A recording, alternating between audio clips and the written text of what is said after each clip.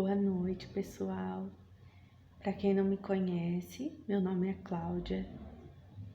Eu vou estar trabalhando com vocês nas matérias de biossegurança e saúde coletiva. Primeiramente, eu vou me apresentar, depois eu falo para vocês como vai funcionar essas aulas. Eu sou enfermeira, formada pela Faculdade Anhanguera. Sou pós-graduada em docência pela Faculdade Dom Alberto e tenho também pós-graduação em obstetrícia pela Fundação Hermínio Medo. Atualmente eu trabalho no pronto atendimento municipal, mas já trabalhei durante 8 anos na Santa Casa de Leme. Já lecionei no Colégio Lumen como professora de teoria, prática e professora de estágio. E agora eu estou retornando para as aulas teóricas, com muito prazer. As minhas aulas, a maioria serão aulas gravadas, porque eu tenho um bebezinho e corre o risco de, nas aulas ao vivo, ele chorar, porque ele ainda mama no peito, e acabar interrompendo nossas aulas. Não é sempre que eu consigo alguém para ficar com ele, mas eu prometo que vou agendar com vocês aulas online também para tirar dúvidas. Eu enviei o material de vocês no e-mail. Vocês podem enviar as dúvidas. Todos os dias eu acesso meu e-mail e vou esclarecer todas as dúvidas que vocês tiverem, certo? Não fiquem com dúvidas. Acredito que tudo é muito novo, né? Fazer aulas online para quem não está acostumado com o curso à distância. E acredito que agora, a partir de agora, haverá uma grande modificação no ensino, né, em relação a isso. Então, as nossas aulas funcionarão da seguinte maneira. Eu dividi em 2 blocos. Primeiro, nós falaremos somente sobre a biossegurança. Terminando o assunto de biossegurança, nós falaremos sobre a saúde coletiva. Vocês vão perceber que esses assuntos, eles se complementam. É muito interessante a correlação entre essas 2 matérias. Mas para não ficar confuso para vocês, eu vou falar um assunto de cada vez, certo? Então, estejam com as apostilas em mãos nas nossas aulas. Tudo que eu falar está anotado na apostila. É claro que algumas coisas eu vou complementar, porque senão não teria graça ficar só repetindo o que está escrito na apostila, mas a base das aulas é o assunto que eu enviei para vocês nas apostilas. Então, vamos começar. Vamos começar falando da biossegurança, o conceito de biossegurança. Bio é vida, ou seja, biossegurança é a segurança biológica. É o conjunto de ações voltadas para a prevenção, minimização ou eliminação de riscos, advindos da exposição, manipulação e uso de organismos vivos que podem causar efeitos adversos ao homem, animais e meio ambiente. Quando adotamos procedimentos específicos para evitar ou minimizar os riscos de atividades potencialmente nocivas aos organismos vivos, estamos praticando a biossegurança.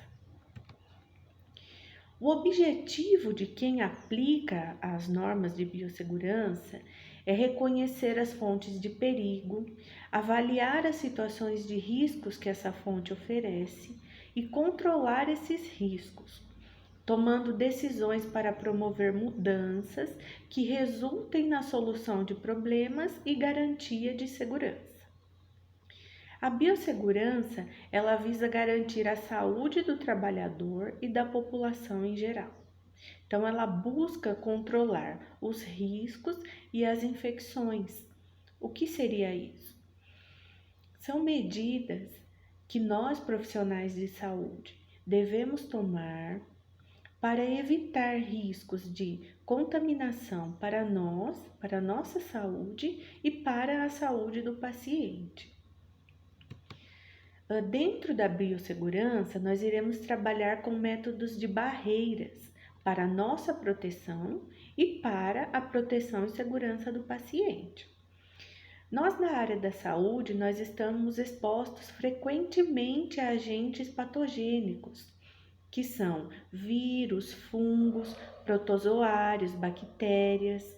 Portanto, no nosso dia a dia, é importante utilizarmos a biossegurança ao prestar os cuidados ao paciente. Além disso, estamos expostos a riscos ocupacionais, como riscos físicos, químicos, biológicos, ergonômicos, que nós iremos falar mais detalhadamente sobre esses riscos nas próximas aulas. Eu vou estar enviando para vocês também em anexo um videozinho explicando, relembrando as aulas de biologia de vocês sobre vírus, fungos, protozoários, bactérias, para que não fique nenhuma dúvida. Em um ambiente hospitalar, nós profissionais de saúde, bem como os pacientes, estamos expostos a esses riscos. Quais são os riscos? Os riscos físicos, químicos, biológicos, ergonômicos. E precisamos buscar uma maneira de minimizar ou até mesmo eliminar esses riscos. Por isso, nós utilizamos métodos aplicados à biossegurança. Antes de entrarmos no assunto de infecção hospitalar, vamos falar um pouquinho sobre alguns conceitos importantes. Um conceito importante que vocês devem saber, acredito que terminando o curso de enfermagem, vocês queiram realizar concursos públicos, são questões que caem em concurso público, certo? Que é um conceito importante, asepsia. O que seria asepsia? É o conjunto de medidas para impedir que determinado meio seja contaminado, ou seja, inanimado. Gravem isso, anotem aí na apostila de vocês. Se está escrito meio e inanimado, isso está relacionado à superfície. Então, vamos lá. Asepsia. Conjunto de medidas para impedir que determinada superfície seja contaminada. Certo? Superfície, estamos falando de objetos inanimados, como, por exemplo, mobiliário. Outro conceito importante, antisepsia, é a eliminação das formas vegetativas de bactérias patogênicas no tecido vivo. Anotem aí, antisepsia, animado, tecido vivo, certo? Agora, nós vamos falar um pouco sobre infecção hospitalar. É um assunto muito importante e nós, profissionais de saúde, nós temos um papel essencial frente à infecção hospitalar, né? Nós temos como obrigação adotar medidas de biossegurança para que não ocorra risco de infecção hospitalar durante os nossos cuidados aos nossos pacientes. A infecção hospitalar, hoje, atualmente, ela é classificada como IRAS, IRAS, infecção relacionada à assistência à saúde. Ou seja, infecção hospitalar é aquela adquirida após a admissão do cliente e que se manifesta durante a internação ou após a alta. E qual é o papel do profissional de enfermagem? frente à infecção hospitalar. O nosso papel ele é de extrema importância na prevenção da infecção hospitalar. Para isso, vamos entender como ocorre essa infecção. Essas infecções, elas são complicações após a realização de procedimentos de assistência à saúde, quando existe uma quebra de barreira para a prevenção de infecção, como, por exemplo, a passagem de um catéter vesical para controle de diurese. Lembrem-se das aulas de fundamentos de enfermagem. Diurese é a urina. E evolução para infecção urinária associada à sonda vesical, ou seja, na passagem de uma sonda vesical, se não for passado de uma forma correta, pode ocasionar uma infecção hospitalar nesse paciente. E estudos comprovam, eu lembro que foi o tema do meu TCC na graduação, que foi infecção hospitalar. A maior causa de infecção hospitalar atualmente é o erro na passagem de sonda vesical. Não são adotadas medidas assépticas e acabam causando uma infecção ao paciente, certo? Ou passagem de acesso venoso central. O que seria o acesso venoso central? É aquele acesso que é puncionado aqui, a jugular ou a subclávia do paciente em UTI. É aquele quando é passado o intracate pelo médico em pacientes que ficam na unidade de terapia intensiva. Ou a realização de intubação orotraqueal e evolução para pneumonia associada à ventilação mecânica, ou realização de cirurgia e evolução para infecção de sítio cirúrgico. O que significa tudo isso que eu falei? Se não forem adotadas formas assépticas, baseadas na biossegurança, na hora de realizar procedimentos como passagem de sonda vesical, a punção de um intracate, a realização da intubação de um paciente, pode ocorrer infecções hospitalares. Quantos pacientes nós vemos que ficam internados na UTI, intubados, e eles acabam adquirindo uma pneumonia? A pneumonia é uma infecção adquirida, né, lá dentro do hospital. E o que seria a evolução para infecção de sítio cirúrgico? É o local onde foi feita a cirurgia do paciente. Dois exemplos principais de quebras de barreiras para a prevenção de infecção são a não adesão da higiene das mãos e a não adesão ao pacote de medidas de prevenção de infecção hospitalar associada à inserção e manutenção dos dispositivos invasivos. Um exemplo de dispositivo invasivo é o catéter venoso periférico, ou seja, o scalp ou o abocate que a gente utiliza para puncionar o acesso no paciente. A sonda vesical, a sonda nasogástrica também são dispositivos invasivos, certo? Existem duas formas de transmissão da infecção hospitalar. Uma forma é a endógena, que é a infecção originada da própria flora do paciente, tá? Os organismos da flora convertem-se em patógenos, que são os agentes específicos causadores da doença, pela manipulação ou ato terapêutico que modifica sua estrutura e sensibilidade. Anotem aí para vocês não esquecerem. Endo significa dentro, tá? Tudo que tem o prefixo endo significa dentro. Então, a infecção endógena, ela é uma infecção originada da flora do próprio paciente.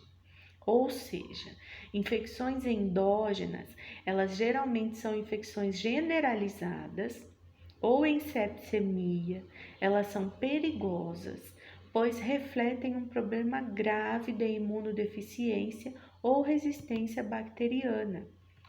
Elas são infecções que ocorrem dentro do organismo do paciente. Infecções exógenas. É uma infecção originada da flora de outro paciente, podendo ocorrer por contato físico direto ou objetos contaminados por vetores, como formigas e baratas, que passam sobre os objetos e alimentos, ou pelas vias respiratórias e inoculação traumática por técnica de enfermagem ou procedimento médico inadequado. O que é inoculação? É o ato de transmitir e injetar alguma coisa, certo? Anotem aí, exo é fora, ou seja, infecções exógenas, elas são infecções externas, geralmente são mais simples de tratar, como por exemplo lesões ou cortes, onde a barreira física da pele apenas é rompida, certo? Então é algo que nós podemos ver, é algo visível a olho nu. Os sintomas das infecções nos pontos cirúrgicos, eles estão relacionados a quê? A presença de secreção, ou seja, presença de secreção purulenta, pus, na região ali do corte, da incisão cirúrgica. A região avermelhada, fica aquela vermelhidão ao redor da incisão cirúrgica, ou o rompimento dessa cirurgia, entre outros, tá? Esses são os casos mais comuns dos sintomas de infecção. Temos também os sinais flogísticos, que nos permitem avaliar como os sinais e sintomas da infecção dos pontos cirúrgicos. Quais seriam esses sinais flogísticos? Dor, calor, rubor e edema. Dor no local da incisão. Calor é a temperatura daquele local elevada. Você sente que aquela região está quente. Rubor, vermelhidão local. E edema, inchaço, tá? Então, esses são os sinais flogísticos que indicam uma infecção ali nos pontos cirúrgicos. Nos casos de internação ou procedimentos, como por exemplo, infecções respiratórias e urinárias, e no caso de um cliente em estado grave na UTI, o comprometimento é ainda maior devido ao contato com vários tipos de patologia, certo? Ali na UTI são vários pacientes ali convivendo com vários tipos de patologia. A profilaxia, ou seja, como devemos evitar a infecção hospitalar? Aí que entra a nossa importante tarefa do profissional de enfermagem. A higienização das mãos com água e sabão antes e após qualquer procedimento. Hoje em dia, com esse cenário mundial que estamos vivendo aí, numa pandemia, né, pelo coronavírus, o Covid-19, nós sabemos da importância da higienização das mãos. Mas esse assunto é falado há muito tempo já na enfermagem.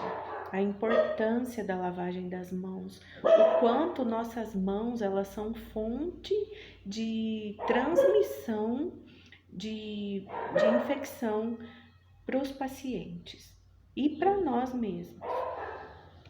Seguir as normas estabelecidas pela CCIH e SESMIT, que são o Serviço de Controle de Infecção Hospitalar.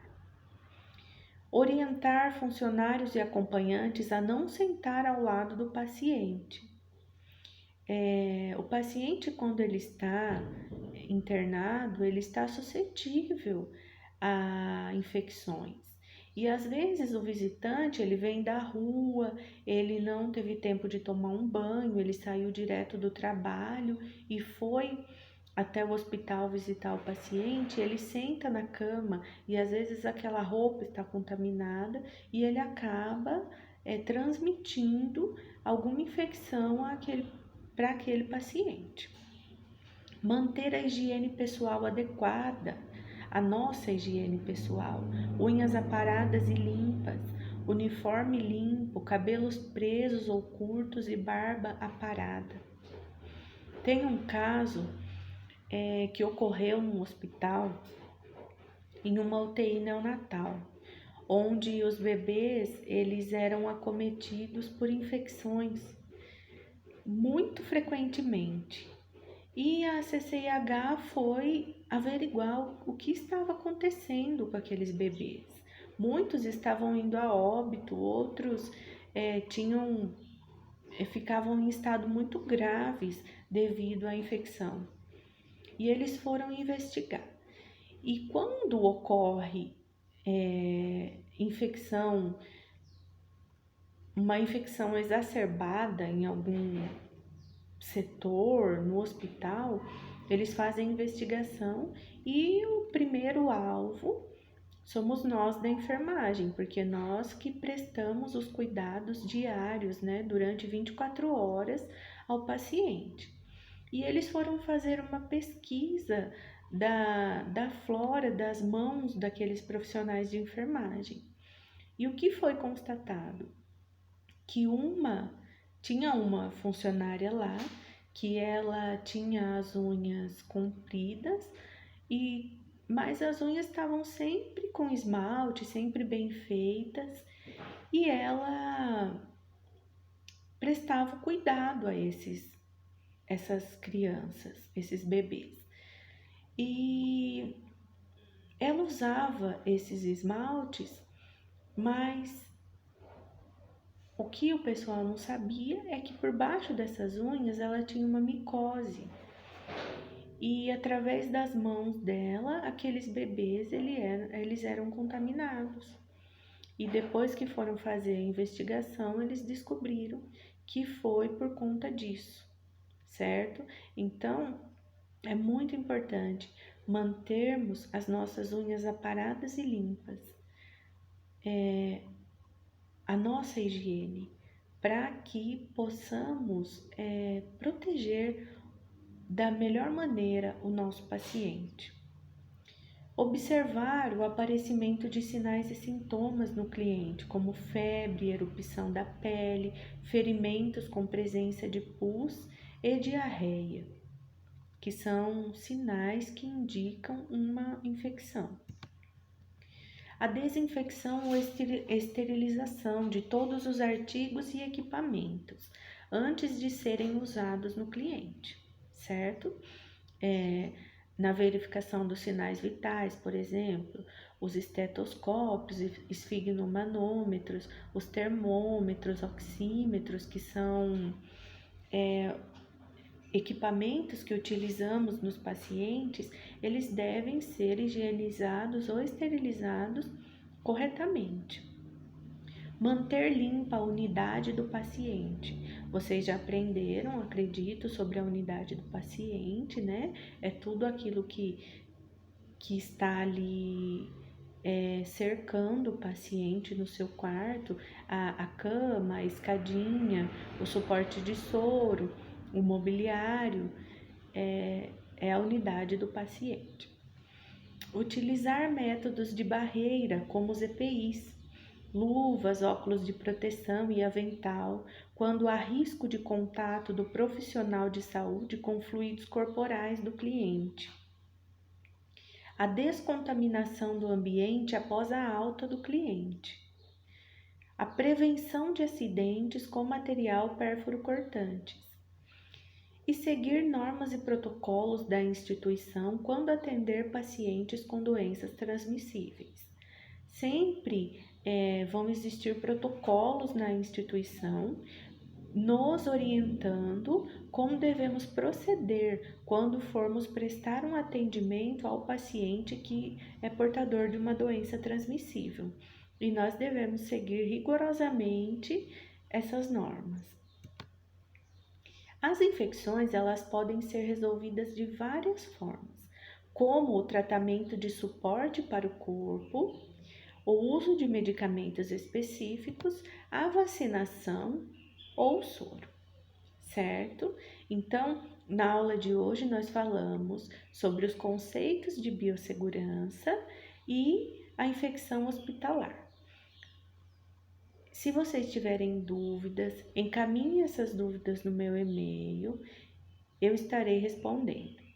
Eu estarei também agendando uma aula online com vocês para tirarmos dúvidas e junto com a aula de hoje eu estarei em anexo enviando os vídeos para complementar tudo o que falamos na aula de hoje. Fiquem com Deus e até a próxima aula.